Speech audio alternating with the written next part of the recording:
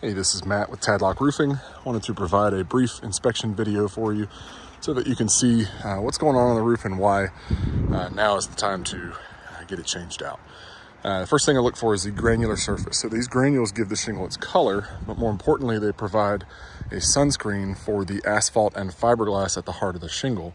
When those granules start to fall off the roof, our shingles, just like an asphalt roadway, will become dry and brittle.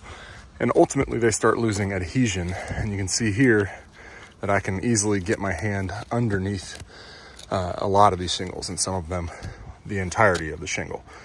And so what that does is now a hard driving rain can push water underneath into the nail line that is overlapped by subsequent shingle courses. And then we get what I call insidious leaks, which are not necessarily leaks that we'll see inside the home, but we may see them in rotten decking.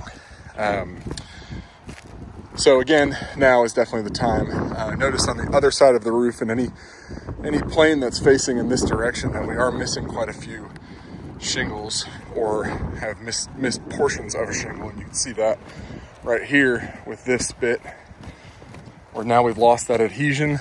The wind blows this, it creases, so that line is creasing, and eventually it'll blow that off of the roof. Our chimney is in great shape. No rust on the top to worry about. Penetrations are looking pretty good. We do have this plumbing stack right here that is dry rotted through. So that one's definitely allowing some moisture in, and I'll try to get a little bit closer to show you what I mean by that. These neoprene rubber boots, when exposed to sunlight for a long time, will dry rot.